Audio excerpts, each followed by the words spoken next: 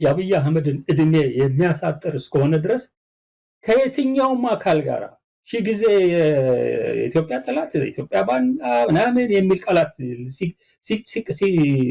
ሲጠቀም አብይዋል የዲጂታል ሰራዊቶቹ ሲጠቀሙ ይዋሉ ግልጽ የሆነው ስትራቴጂክ ኢንተረስታችን ከኤርትራ ጎን መቆም ነው ልገርናል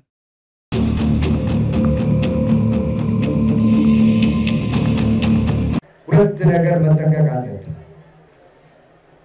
የዲጂታሉን ጦርነት ባይምሯችን የሚመጣው ጦርነት በስድብ የሚመጣው ጦርነት በቅጡ እናውቀዋለን በመንደር የሚመጣው ጦርነት በቅጡ እናውቀዋለን ማን እንደሚልከውም እናውቀዋለን ለዛ በቂ ዝግጅት አለ እሱ ግን በፍጹም ከኢትዮጵያ ከፍታ ሊያቆመው አይችልም ከዚህ በኋላ ኢትዮጵያን መመለስ ቱሌት ያለቀ ነገር ነው ሰላም ጤና ይስጥልን የአብሪ ሚዲያ አድማጭ ተመልካቾቻችን ለሰላማችሁና ለጤንነታችሁ የተሟላ መሆን ያለንን ምኞት ከአብሪ ሚዲያ ዝግጅት ክፍል በአክብሮት እናስተላልፋለን በዛሬው የአብሪ ሚዲያ ዝግጅታችን ከያዝናቸው መረጃዎች ውስጥ ያሰቡን ጉዞ የማደናቀፍ ተልዕኮ ይዞ የተንቀሳቀሰው ኃይል ባንዳና ባዳ በአንድነት መመታቱን የሚገልጽ መረጃ ተሰምቷል መቼና የት እንመለከተዋለን አብይ ወደ አሰብ ሲሄድ ፋኖ አዲስ አበባ ይገባል የምትለው ጩኸት ለምን ትደጋገማለች ማንስ ነው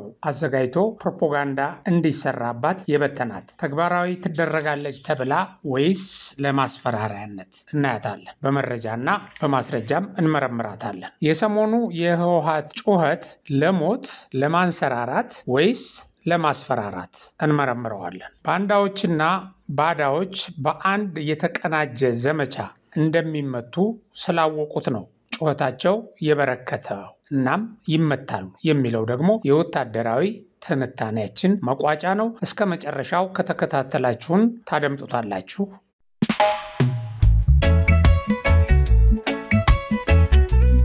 ይህ አብሪ ሚዲያ ነው አብሪ ሚዲያ አንድነትና ፍቅርን በማጎልበት ሰላምና እድገትን በማስፈን ረገድ የበኩሉን አስተዋጽኦ ለማበርከት የሚሰራ ሚዲያ ነው አብሪ ብሩህ ዘመንን አብሳሪ አብሪ ሚዲያን ሰብስክራይብ ሼር ያድርጉ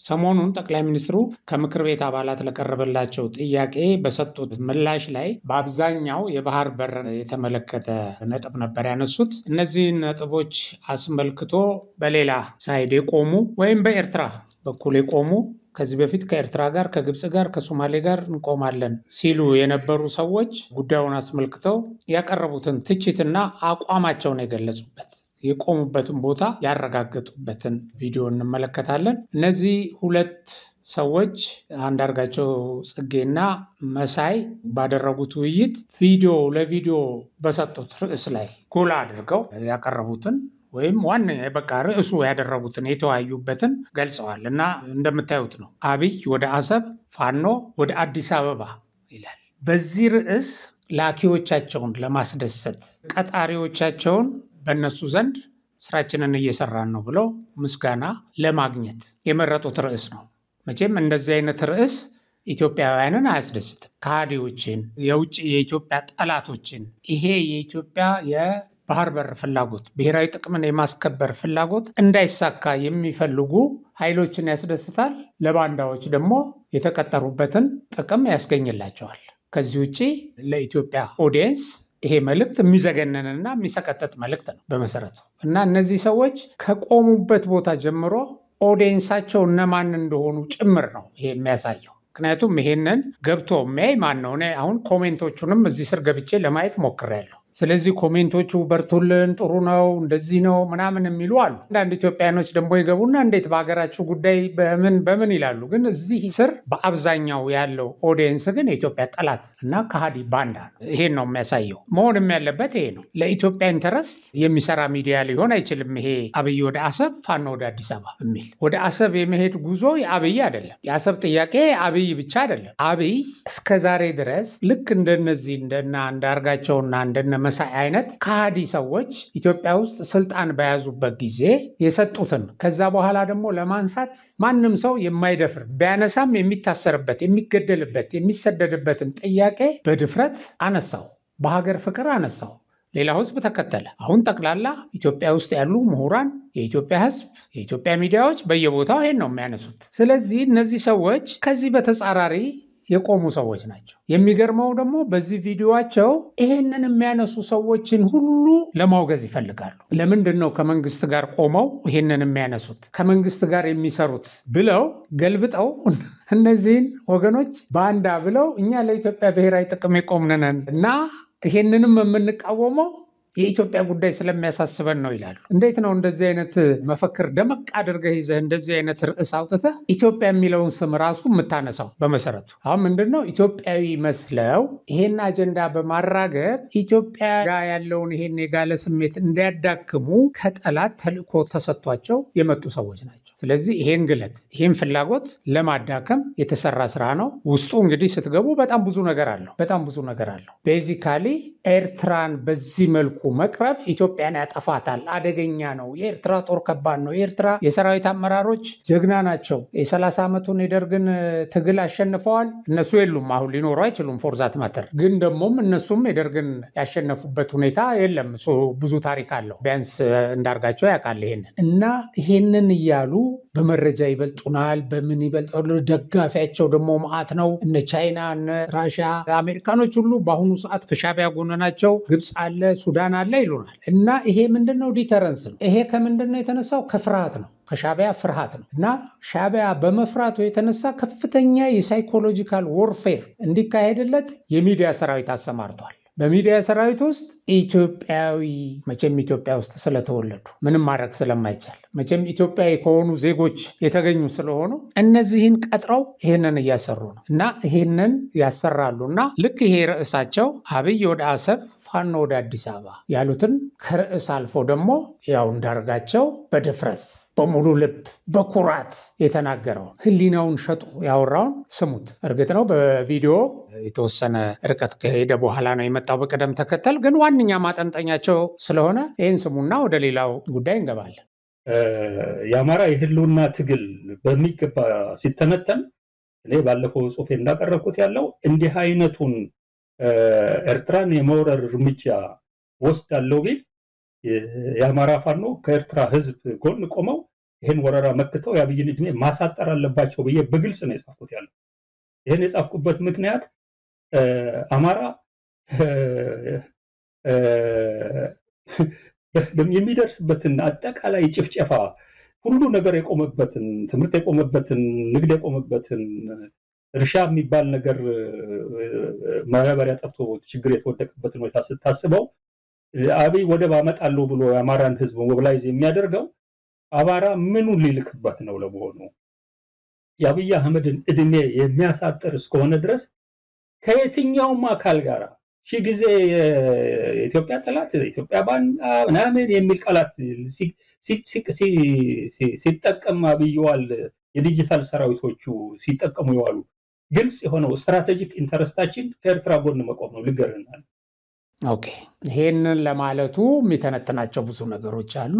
ከዛ ውጪ ይሄንን ባለፈው በምክር ቤት የተካሄደውን እንግዲህ ሁልጊዜ እንደሚያደርጉት ማለት ነው ሁልጊዜ እንደሚያደርጉት ታርጌታቸው ኢላማ አድርገው ሁልጊዜ እንደሚያወሩት እንግዲህ ታውቃላችሁ። ከማንም ይነሳ ከማንም አብይ ነው። ኢትዮጵያ ውስጥ ያለ መንግስት አብይ ነው። ብልጽግና አብይ ነው። ክልል ያሉ መንግስታት አብይ ናቸው። ክልል ላይ ታጣቂ ሰው ሲገድል አብይ ነው። ታጣቂ ሰው ሲያግት አብይ ነው። እነሱ የሚደግፏቸው ኃይሎች ራሳቸው ሲያግቱ ሲገሉ ምን ሲሉ እና አብይ ነው ሁሉ ርዕስ አብይ ነው፣ መኪናም ሲገጭ አብይ ነው የሚሉት ትንታኔያቸው ሁሉ የምክር ቤቱንም አጠቃላይ ስብሰባ አብይ ያሉ ነው ያጣጣሉት። አንዲትም ነጥብ ከዛ ውስጥ የዘለሏት ነገር የለችም። አንዲትም ነጥብ በጎ ነች ያሏት የለችም። ያው አይጠበቅም። ለእያንዳንዷ ነጥብ መሳይ ያነሳል፣ አንዳርጋቸው ይመልሳል። መልሱ ምንም እንደው ከጉዳዩ ጋር የማይገናኝ ፍሬከርስኪም ቢሆን ግን ኔጌቲቭ፣ በቃ ልክ አይደለም ይሄ በፍጹም ይሄን ሲል እንደዚህ ነው ይላል። ስለ ኢኮኖሚ እድገት የተነሳውን አይደለም፣ ኢኮኖሚ ያደገ ነገር የለም፣ ፕሮጀክቶችን ፈጽመናል፣ የተፈጸመ ፕሮጀክት የለም፣ በቃ እያለ እያንዳንዱን ነገር ይናገራል። ሌላው ቀርቶ በጣም የሚገርማችሁ ምክር ቤቱ ላይ የተነሱትን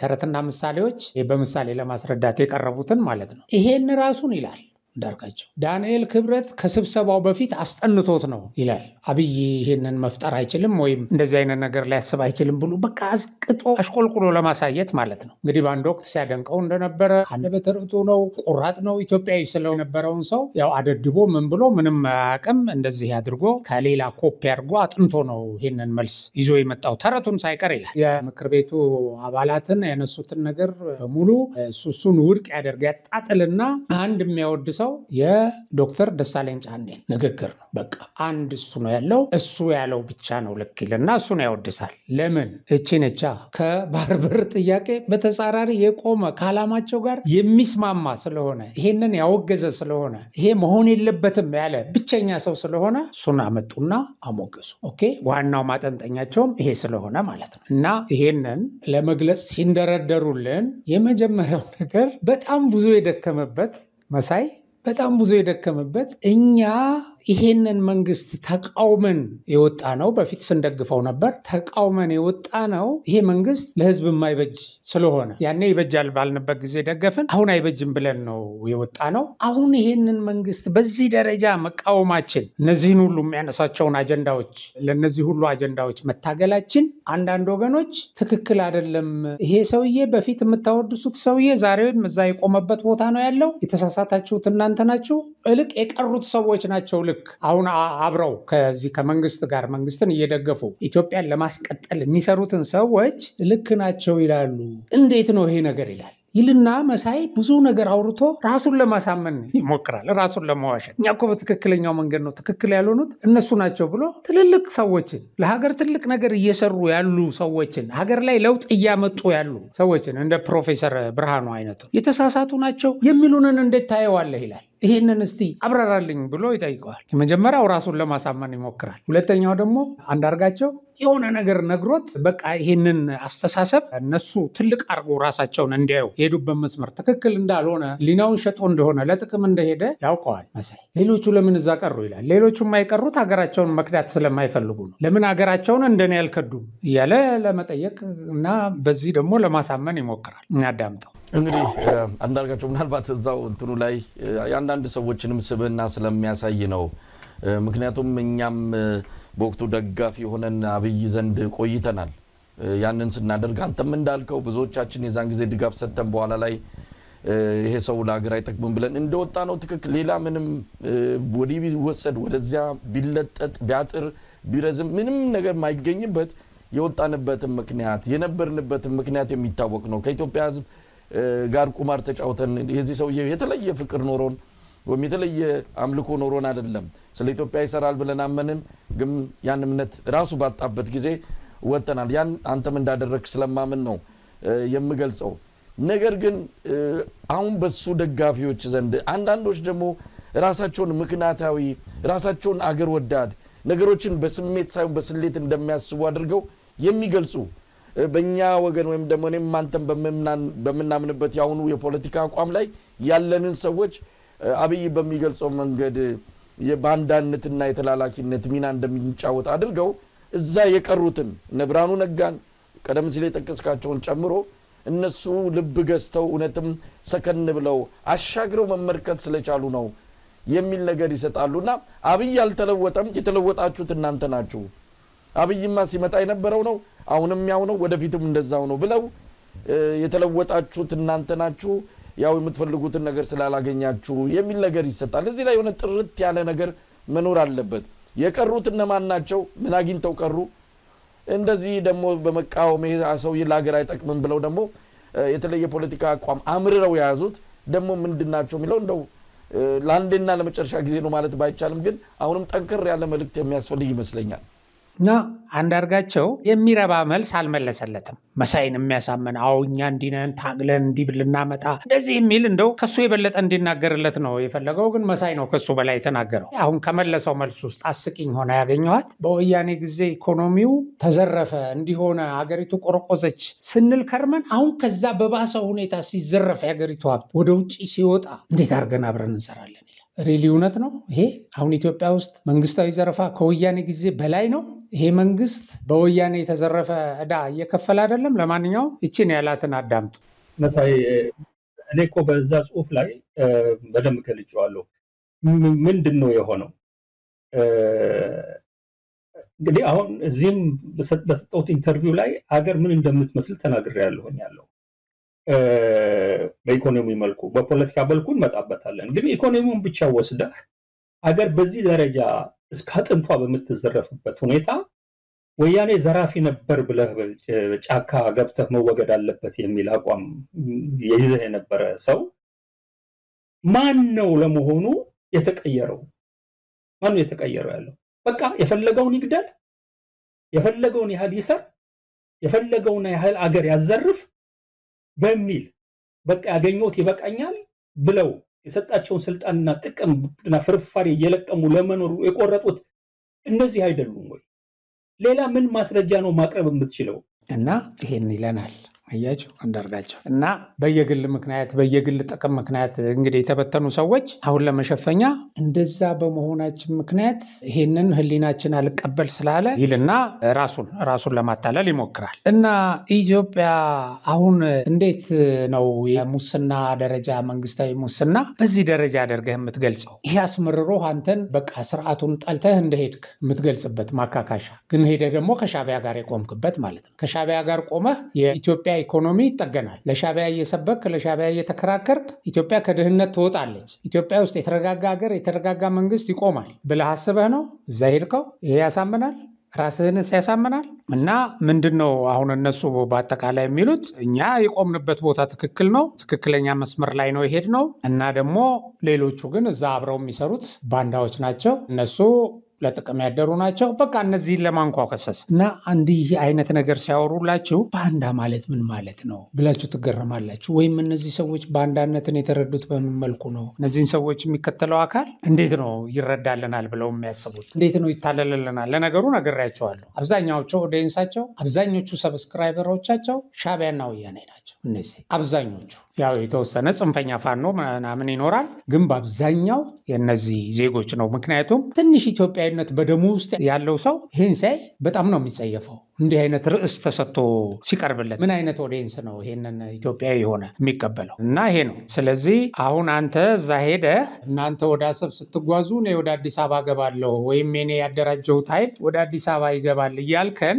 አዎ የሄድክበት መስመር ትክክል ነው እንድንልህ እኛ እዚህ የቆምነው በቃ የተሳሳትን ነን ብለን እንድንቀበል ይህንን ህፃን ልጅህም የሚቀበል አይመስለኝም። እና አስቂኝ ነው። ስለዚህ መልሱም ጥያቄው በዚህ መልኩ በጣም አሳዛኝ ነው። እና ብዙ ጊዜ ደጋግመው ይላሉ ባይዘው ብዙ ነገር ሲያነጻጽሩ አመሳይ ያኔ በጦርነቱ ጊዜ ይሄ ወያኔን ሲያወግዝ እንደው ሲራገም ዋንኛው የዛ ስርዓት አውጋዥ የነበረና የዚህ ስርዓት የለውጥ ኃይል አወዳሽ የነበረ ነው። ያው እንዳለመታደል ሆኖ የጠየቀውን ያሰበውን የፈለገውን አላገኘም። ለዛው ለታው ይከፈለኝ ብሎ ያሰበው ድርጎ አልተደረገለትም። ከዛ በዚህ ደረጃ ጠላት ሆነና ምንድነው የሚለው የተሻለ ነው የወያኔ ስርዓት። አንዳርጋቸውም እንዳለው ከወያኔ በላይ ያለ ኢኮኖሚ ዘረፋ ምዝበራ፣ ከወያኔ በላይ ያለ የፍትህ መታጣት፣ በቃ በብዙ ጥፍ በብዙ እንትን የሆነ ይሄንን እያየው እንዴት ይላል። እንደዚህ እያለ ራሱን ያታለላል፣ ራሳቸውን ያታለላሉ፣ ሌላውንም ለማታለል ይሞክራሉ። በጣም እያንዳንዷን ነጥብ እያነሱ ሲኮንኑ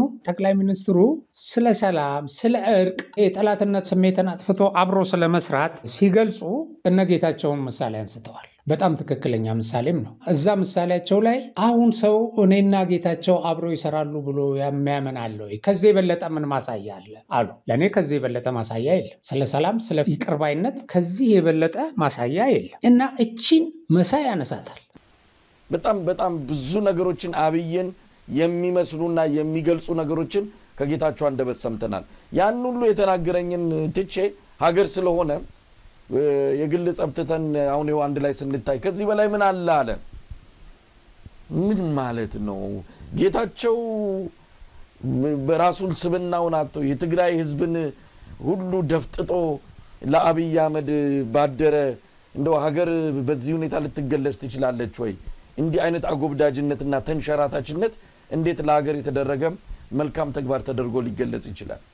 እኔ መሳይም በሆን የጠቅላይ ሚኒስትሩን ገጽታ ይሄ ያጠፋልኛል ብዬ አላነሳ። አነሳ ግን እሱ ምክንያቱም በዚህ በንጽጽር እኛ ወደዚህ ስንሄድ እነሱ ወደዛ ሄደው የእኛን ባንዳነት ይበልጥ ያጎላሉ ብሎ ስላሰበ ያነሳና ይሄንን አነሳ አብይ ይላል እና ከኔና ከጌታቸው የበለጠ ማሳያ አለ ወይ አለ እና ምን ማለት ነው ይሄ ይላል። በቃ ይሄንን አንድ አሳፋሪ ወይ የሆነ ያልሆነ ነገር እንደተናገረ አድርጎ እና ይሄስ የሱን እንትን ያሳያል ወይ? አዎ ይሄ የሱን ይቅርባይነት ያሳያል። የእሳቸውን የጠቅላይ ሚኒስትሩ ያሳያል። ከዚህ በላይ ማሳያ በፍጹም የለም። ይሄ በእውነት ባታነሳው ይሻለ ነበር። እና ልክ ያጠቋቁርና ጌታቸው ያን ጊዜ ያለው የሰደበው ድንክ ፖለቲከኛ ያለው እሱ ነው ልክ ይልና ግን ከሱ ጋር እንዴት ታረቀ ነው ደግሞ ዞሮ ዞሮ። ይሄ ደግሞ እርቁ የነጌታቸውን መንሸራተት ነው የሚያሳየው። የትግራይን ህዝብ ጥቅም አሳልፎ መስጠት ነው የሚያሳየው ትለናለህ አንተ። አሁን ስለ መንሸራተት አንተ አፍ አለህ ለመናገር አለህ አፍ። ተንሸራታች ለሚለው ነገር ምሳሌ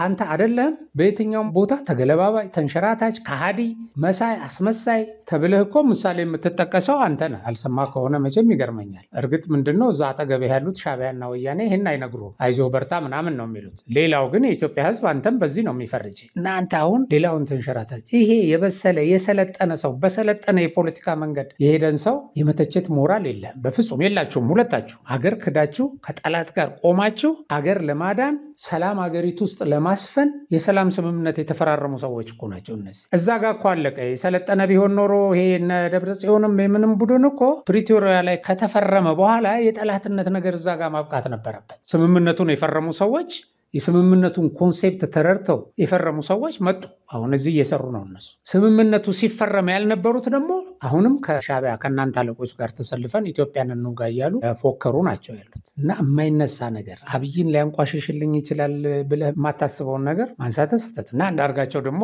ምን ይላል? መቼም የሱን ይቅርባይነት ያሳያል አይለውም። እንደማይለው ያውቃል። ያሳያል አያሳይም ይላል ይቅርባይነት።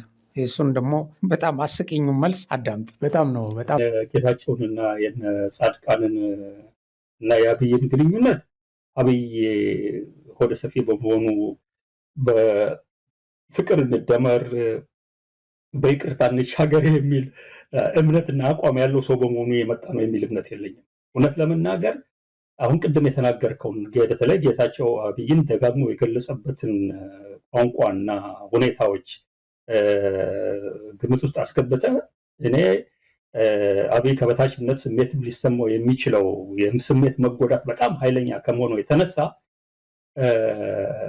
ጌታቸውን እዚህ ቦታ በማምጣት የሚበላውንም የሚጠጣውንም የሚተኛበትንም የሚንቀሳቀስበትንም ሁሉም ነገር እሱ አሟይ ሆኖ በሱ እጅ እንዲወድቅ አድርጎ እሱ ብቻ አይደለም እሱ በሚፈጥራቸው መድረኮች በሙሉ ያን ችሎታም ብቃት የሌለው የፖለቲካ ድንክ ነው ብሎ አደባባይ ያዋረደው ሰውዬ አብይን የሚያክል ግዙፍ መሪ በኢትዮጵያ ታሪክ ታይቶ አይታወቅም እንዲል በዛችው ምላሱ መልሶ እንዲል በማድረግ እየተበቀለው ነው የሚል እምነት ነው ያለኝ። እኔ እንደ በቀል ነው ያየው። ይሄ በቀለኛ የሆነ ሰው የሚፈጽመው ነው። ጌታቸው ይሄን ይረዳል አይረዳም፣ ሌላው ህዝብ ይረዳል አይረዳም፣ እኔ አይገባኝም ያለው። ይሄ ግን ደንበኛ በቀል ነው። ላደረገው ነገር ከዚህ በላይ አንድን ሰው ልትበቀለው የምትችልበት ልታዋርደው የምትችልበት ሌላ ምንም መሳሪያ የለም። ይሄ ሰውዬ ብታገለው ምንም እንደዚህ አይዋረድልህም ያለው። ሌላ ቦታ ላይ ስራ ፈልጎ እንዲገባ ብታደርገው በዚህ ደረጃ አይዋረድልህም። ነገር ግን አምጥተህ በዛው መላሱ በዛው አፉ እርሶን የመሰለ አርቆ አሳቢ ቪዥነሪ የለም እንዲል ስታደርገው አምሹር ይሄንን የጌታቸውን ንግግር እኔ እርግጠኛ ነኝ አብይ ቢሮ ውስጥ የሚሆን መኝታ ቤቱ ወይ ሳሎን ቤቱ ቪዲዮን እየከፈተ እየደጋገመ እየሳቀ እንደሚያዳምጠው እርግጠኛ ነኝ። እንዲህ እንድትናገር አደረኩህ አንተ ምናምን እያለ እየተሳደበ እንደሚያየው እርግጠኛ ነኝ። ያሳቀኝ በጣም ነው እውነት። እንዴ በዚህ ደረጃ እንደዚህ አይነት ጉድፍ ምንድነው? እንዴት ይገለጻል? እንደዚህ አይነት ነገር ባዶ ቆርቆሮ ሰው ጭንቅላቱ እንዴት ነው የማይሰራው? እንግዲህ አያችሁ፣ ሰማችሁት። እሱ ሚለን እየተበቀለው ነው። ይቅር ብሎ አብረን እንስራ ብሎ አብሮ እያሰራው ያለውን ሰውዬ ትልልቅ ኃላፊነት ሰጥቶ በየቦታው እየወሰደ አብሮት እየተወያየ ያለውን ሰውዬ እየተበቀለው ነው ይላል። እንትንም ሲል ሰምታቸዋል። እንግዲህ እያበላ እያጠጣ በሙሉ እየተቆጣጠረ ህይወቱን እሱ ጋር እያስተኛ ሁሉ አይነት ነው ሊለን የሚፈልገው እና ልክ አዚፍ ጌታቸው መሄጃ እንደሌለው ጌታቸው ሌላ ቦታ ሰርቶ መብላት የማይችልና ልክ ሁሉ ነገሩን በሱ ስር አድርጎ ስሩ ስላስገባው በል ያለውን የሚል ልክ ህሊና የሌለው ህልውና የሌለው ማያስብ አድርጎ ያስባል። ይሄ ሰርቶ መብላት የሚችል ሰው ነው እኮ ጌታቸው፣ እውቀት ስላለው ነው። አሁን ጠቅላይ ሚኒስትሩ ያን በጦርነት ምክንያት ባልሆነ አቅጣጫ ሄዶ የተበላሸ ጭንቅላቱን ለሀገር ጥቅም እንዲያውል ለሀገር ሰላም እንዲያውል እየተጠቀመበት ያለው እድል የሰጠው ይሄንን እድል እና ይሄን እድል ሰጥቶኛል ብሎ ደግሞ ሰውየው አብሮት እየሰራ ያለውን ሰው አንተ ምንም ሰርተ መብላት የማትችል ለጠላት አድረህ ሀገርህን ሸጠ ሰዎችን ለእልቂት በመዳረግ በደም በመነገድ ለማትረፍ እንደምትፈልገው ሰው ሳይሆን ሰርቶ እውቀቱን አካፍሎ ለሀገሪቱ ሰላም ኮንትሪቢዩት አድርጎ የበደለውን ሀገር እየካሰ የሚኖርበትን እድል ሰጠው። እድሉን እየተጠቀመ ነው። ይሄንን ማድረጉ የአብይን ታላቅነት ያሳያል። የአብይን ይቅር ባይነት ያሳያል። ሌሎቹም ቢመጡ በዚህ መንገድ እንደሚያስተናግዱ ያሳያል። ወደ ሰላም ኑ ነው አብይ። ይሄን ነው ሊያሳይበትም የሚፈልገው በሌላ በኩል። ነገር ግን አንዳርጋቸው በዚህ ኔጌቲቭ መልስ ሲመልስለት እዚች መልሱም ውስጥ ደግሞ መሳይ ምን ትታየዋለች? እዚች መልስ ውስጥ ደግሞ የአብይን ጥንካሬ ኦኬ አምጥቶ ምርኮኛም ቢያደርግ በሱም ስር አስገድዶም ቢያሰራቸው ተጭኖም ቢያሰራቸው ቢጠቀምባቸውም ብልጠቱን ያሳያል፣ ብቃቱን ያሳያል የምትል ነገር ደግሞ መጣችለት ከአንዳርጋቸው መልስ። ሁለተኛ ሰዎችም እንዲሲሉ ስለሰማ ማለት ነው። ከዛ ምን አለ? አጠቋቆረ ምናምን አለ ምናምን አበለሻሸና በመጥፎም ቢሆን በዚህም ቢሆን ግን ይህም ማድረግ መቻሉ የሱን ብቃት አያሳይም ወይ? አንዳርጋቸው እዚህ ላይ ምናልባት አንዳንዶች እንደ አብይ ጥንካሬም እየወሰዱት ይገኛሉ። የትም ፍጪው ዱቄትን አምጪው ነው። አብይ አህመድ በአቅም ማነስ የሚሆን በአምባገነንነት የሚሆን በድንቁርና የሚሆን በምንም ይሁን ብቻ እነዚህን ሰዎች ከእግሩ ስር እንዲነጠፉ አድርጓል። ብርሃኑ ነጋን የሚያህል በኢትዮጵያ ፖለቲካ ውስጥ እሱ ፖለቲካ ሲናገር ነው ምን ሰማው ፖለቲካ የሚመስለን ብርሃኑ ሲናገር ነው ብለው በሱ ተስበው በሱ ተማርከው በፖለቲካ ውስጥ የገቡ ብዙ ወጣቶችን አቃለው። ያንን ትልቅ ስብና ያለውን ብርሃኑን በአሁን ሰዓት ያው ምን ላይ እንዳደረሰው እያየን ነው። እነ ጌታቸውን እነ ጻድቃንን ሌሎችንም ጭምር እነ ዘሪውን ተሾመ የሚባል አብይ አህመድን ለመግለጽ የተጠቀመበትን ቃል እኮ እስካሁን እናስታውሰዋለን። ያን ሰው እንኳን ይኸው አብይን አምላኪ መውድሰ አብይ በየለቱ ጧትና ማታ የሚናገር ሰው አድርጎታል። ስለዚህ ይሄ ሰው እንደ ባንድም ይሁን በሌላ ጥንካሬውንም ይሁን ሌላም ብቻ ጠላቶች የሚላቸውን ስለሱ መጥፎ ያነሱት በሙሉ በሱ ዙሪያ እንዲካድሙት ካደረገ ታዲያ አብይ ጠንካራ አይደለም።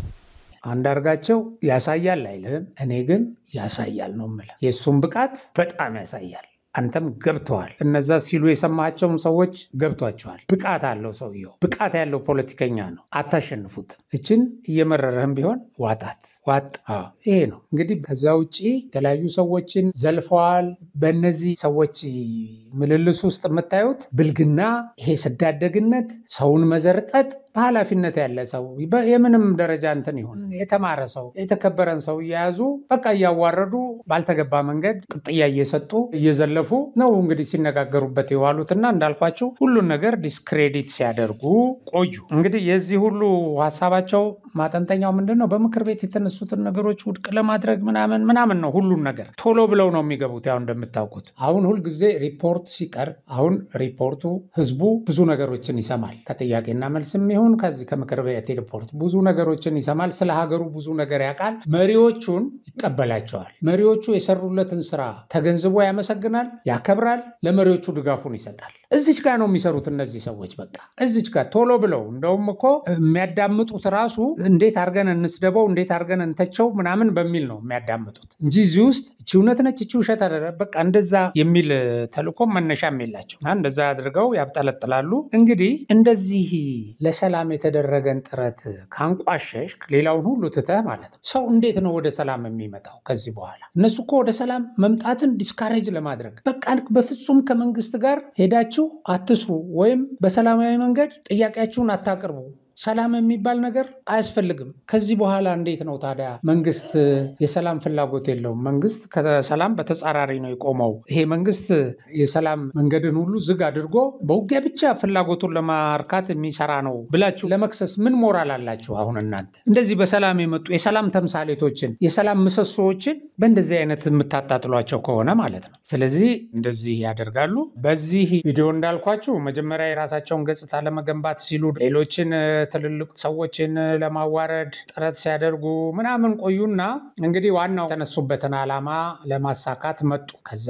የኤርትራን ጦር ከኢትዮጵያ ጋር በማነጻጸር ያልተባለ ነገር የለም። የኢትዮጵያ ሰራዊት ላይ ያልወረዱበት ውርጅብኝ የለም። መሳሪያ እየጣለ አንድ ጥይት ሳይተኩስ የሚሸሽ ውስጡ ባዶ የሆነ ከዛ ባለፈው መንግስት ራሱ ይሄ መከላከያ የሚያስታጥቀው አጥቶ መሳሪያ ሁሉ ጥይት አልቆበት ጥይት የሚያቀርብለት አጥቶ እንደዚህ እያሉ ብዙ ነውር ነገሮችን ብዙ ውሸት ቅጥፈቶችን ሲያወሩ ቆዩና ወደ ኤርትራ ሰራዊት ደግሞ ሲሄዱ የኤርትራ ሰራዊት በጣም ጠንካራ ደርግን የመደምሰስ ልምድ ያለው የ30 ዓመት ይላል። በዛ ጊዜ የነበረ ሻዕቢያ የለም። አሁን ለማንኛውም ያንን ቢሆን ሻዕቢያ አይደለም ደርግን የደመሰሰው፣ እሱን እንዳርጋቸው ያውቃሉ። ከዚህ በፊትም ሲያወሩ ነበር። አሁን ያንን ግዝፈት አመጡ። አመራሮቹ በጣም ጠንካሮች በአፍሪካ ውስጥ የታወቁ ስትራቴጂስቶች ይሉናል እና ዓለም አቀፍ ድጋፉን ደግሞ ሲያሽጎደጉድለት ለሻዕቢያ ኢትዮጵያ ምንም ድጋፍ የላትም ይላል፣ ይሄኛው ድጋፍ አለኝ ይላል። ባይዘው ይሄ ስራ ዲተረንስ ነው፣ ዲተር የማድረግ ፈርተው ነው። በቃ አንድ ነገር ልንገራቸው፣ በዚህ ደረጃ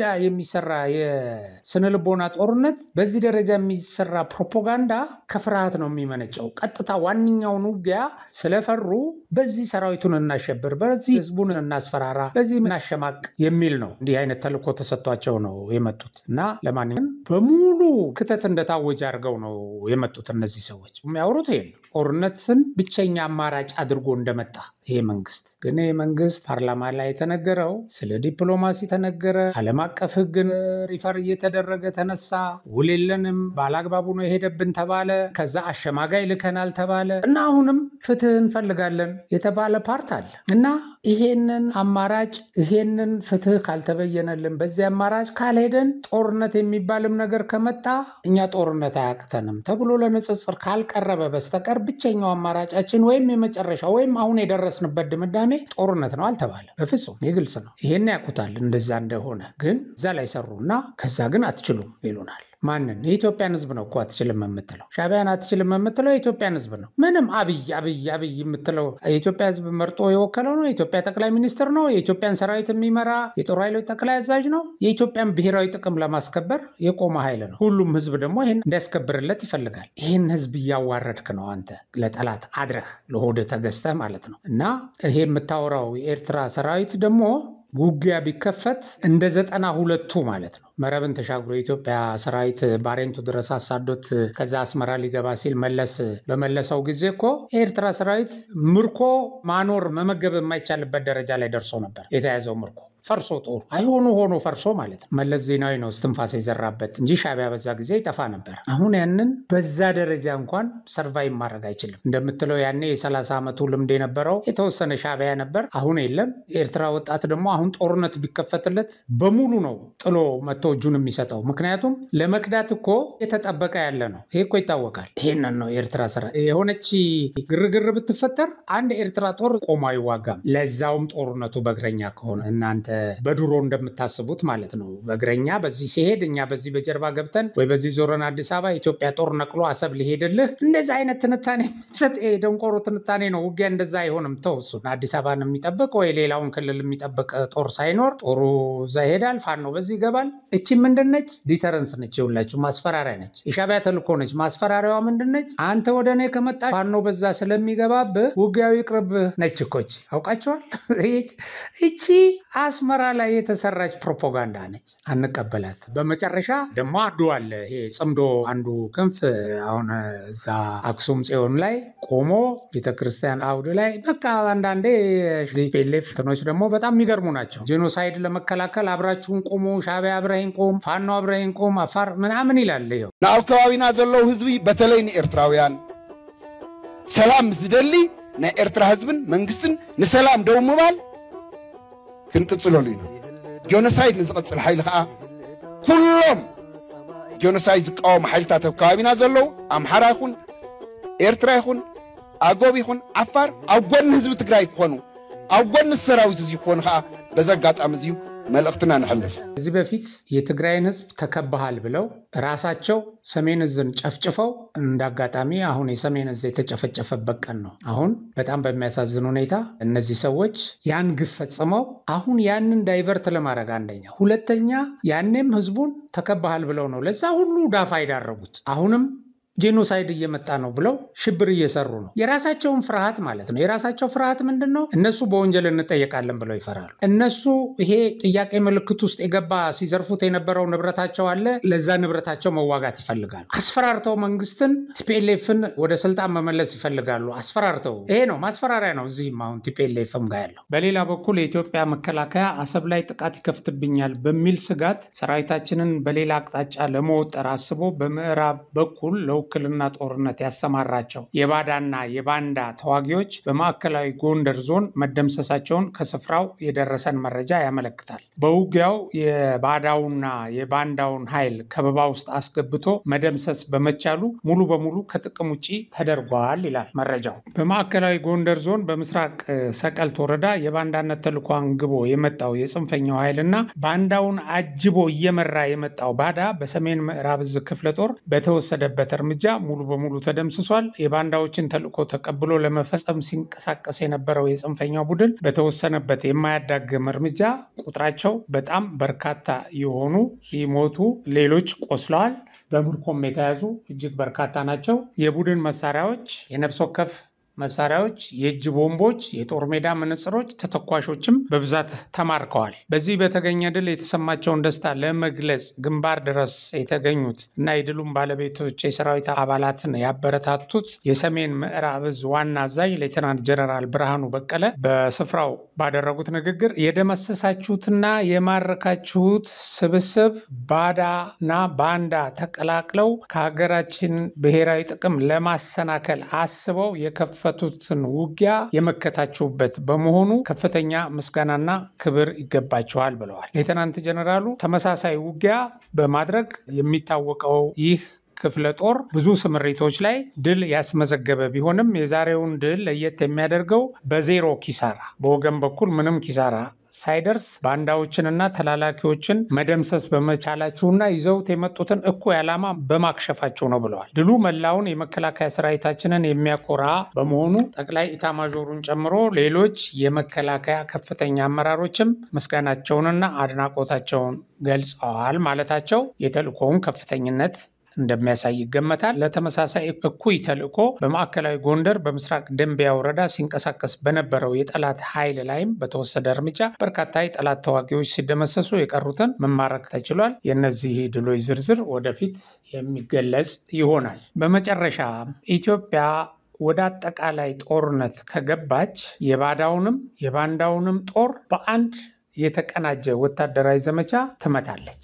በሌላ በኩል ኢትዮጵያ ቅድሚያ በምትሰጥበት የባህር በሯን በህጋዊ በድርድርና በሰላማዊ መንገድ ማስመለስን ካሳካች ባዳንም ባንዳንም አሸንፋ ወደ ከፍታዋ ትወጣለች። ከሁለቱ በአንዱ መንገድ ድልን ትጎናጸፋለች። የዲጂታል ሚዲያው ጦርነትና ጫጫታ ኢትዮጵያን ከጉዞዋ አያቆማትም። የአብሪ ሚዲያ የፕሮግራም ማጠቃለያና መደምደሚያ ነው። አብሪ ሚዲያን ሰብስክራይብ፣ ሼር፣ ላይክ አድርጉ። በሌላ ፕሮግራም እስከምንገናኝ ሰላም።